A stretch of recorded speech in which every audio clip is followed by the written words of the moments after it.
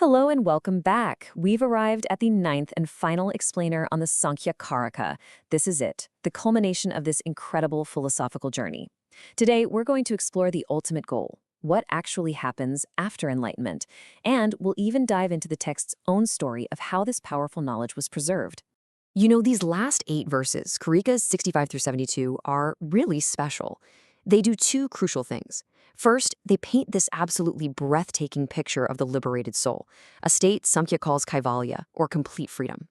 And then, in a fascinating twist, the text turns the camera around on itself, revealing the sacred lineage, the chain of masters and students who passed this wisdom down. It's both the philosophical peak and the text's historical signature, all rolled into one. So here's how we're going to break it all down. We'll start by looking at liberation as a kind of spectatorhood. Then we'll tackle a really interesting question. Why does the body stick around even after enlightenment? From there, we'll see how the text presents itself as a secret knowledge, trace its amazing lineage, and then wrap everything up. All right, so you've done the work. You've achieved that profound, life-altering knowledge that I am not this, nothing is mine. So what now? What does that feel like? Karikas 65 and 66 give us an incredible description of the immediate aftermath of that realization. Let's take a look.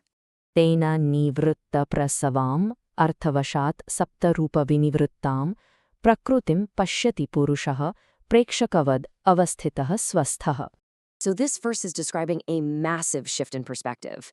With this liberating knowledge, consciousness or purusha becomes like a spectator. It's no longer an actor caught up in the drama of life. Instead, it's swastha. It's just abiding peacefully in its own true nature.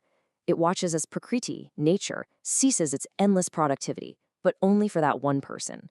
Those 7 forms it mentions, that's just the binding modes of the intellect, virtue, passion, attachment, all that stuff. Their job is done, so they just stop. Rangastha ityupekshaka eko drishta aham ityuparam matyaka sati samyoge pitayor prayojanam nasti sargasya. And this verse just perfectly caps it off with that dancer metaphor we saw earlier in the text. One, that's Purusha, is on the stage but is now indifferent, just a witness. And the other, that's Prakriti, the dancer, she stops her performance because she knows, I have been seen. The fundamental purpose of her dance has been fulfilled. And here's the key takeaway. Even though the body and consciousness are still connected, the reason for their union is gone. There's just no more purpose for creation to continue for that specific Purusha. The show is over. Now, this brings us to one of the most practical and honestly most fascinating questions in any philosophy of liberation. It's like, okay, I get it. I'm free. So why am I still here? Why do I still have this body that gets hungry and tired? Karika 67 gives us a truly classic, unforgettable answer. Samyak jnanadigamad dharmadinam akarana praptau tishtati samskaravashat chakrabhramivad dhruta shariraha. Okay, so once you gain true knowledge, the text says that your actions, your karma, no longer act as causes for future experiences. The engine that creates bondage has been completely shut off. But the body keeps going. Why? Because of samskara vashat, due to the force of past momentum, of residual impressions. The flywheel of past actions is still spinning. So what exactly is a samskara? Think of it as a deep groove or an impression left by past actions. It's like the momentum in a spinning top. You've stopped pushing it, but it keeps going for a while just from the energy it already has.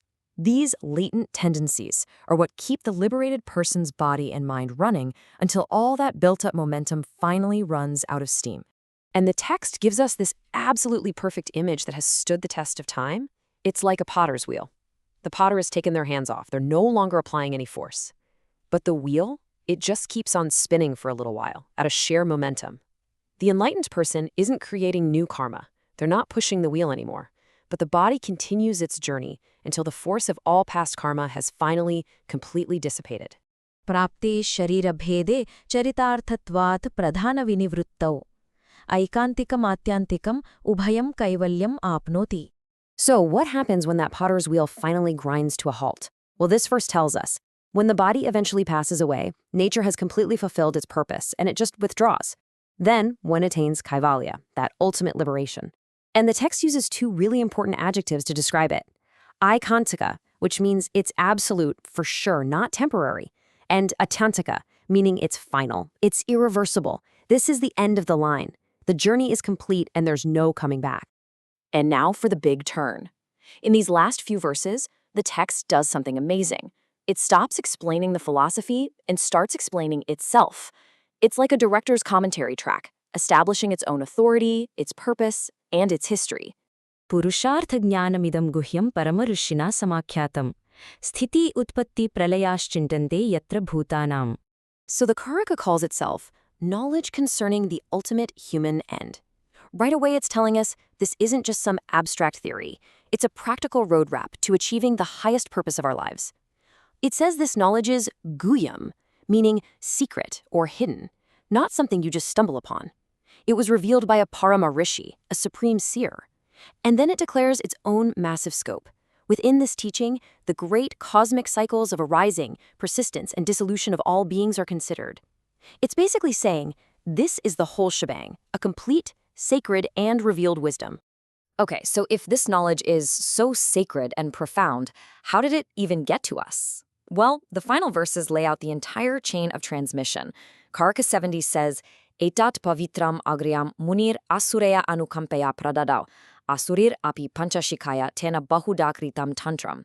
This tells us the great sage, who we take to be Kapila, gave this pure, supreme teaching out of compassion to his student Asuri. Asuri then gave it to Panchashika, who elaborated on it, and Karika 71 continues the story. Shishya parampara yagatam Ishwara Krishnena Chaitad Aryabhi, Sankshiptam Aryamatina Samyag Vignaya Siddhantam, which explains that the teaching was passed down through a long line of disciples, a parampara, until it reached our author, Ishwara Krishna, who fully grasped it and then condensed it into the very verses we've been studying. This lineage is just so important. It's not just a boring list of names. It's a powerful statement about the tradition's values. See, Ishwara Krishna isn't trying to be some kind of revolutionary genius. He's positioning himself as a faithful curator, a brilliant summarizer of an ancient, vast wisdom. By tracing his intellectual family tree, he's establishing the authority of his teaching, grounding it in a history of compassionate transmission from teacher to student. It's all about honoring the source. सप्तत्यां किल ये अर्थास्ते अर्था कृत्स्नस्य षष्ठितन्त्रस्य आख्यायिका विरहिता परवादा विवर्जिताश्चापि. And here we are, the 72nd and final verse. It's basically the text's own about section. It tells us that everything covered in these verses comes from a much larger, now lost text called the Sasta Tantra. But, and this is the genius of it, Ishwara Krishna has intentionally stripped it down. He got rid of the Akhyaika, the long illustrative stories, and he left out the Paravada, the endless debates with other philosophical schools. So what we have left, what this Karika is the pure, distilled, potent essence of the philosophy, designed to be easily memorized, contemplated, and passed on. So we've reached the end of the road. These final verses are just incredible. They pull off this amazing double act. They complete the entire philosophical journey, taking us from the first glimmer of insight all the way to the absolute freedom of Kaivalya. And at the same time, they ground that philosophy in a real history, establishing this text not as just one guy's opinion, but as the faithful transmission of a sacred ancient lineage. You know, if you had to boil down the entire purpose of the Samkhya Karika into one sentence, this would be it. The whole system is designed to produce right seeing, that crystal clear distinction between consciousness and the material world. This seeing leads to the cessation of false attribution. You stop mistakenly thinking you are your body and your mind. And the text itself is the vessel for it all, the result of a faithful transmission of the very teaching that makes this whole transformation possible. It's a perfect, elegant, self-contained circle of wisdom. And with that, we conclude our journey through the Samkhya Karika. Thank you so much for coming along with me on this deep dive into one of the most foundational texts of Indian philosophy. If you found this series valuable, please do me a favor and like, comment, and share. And of course, make sure you're subscribed for more explainers on fascinating topics like this one.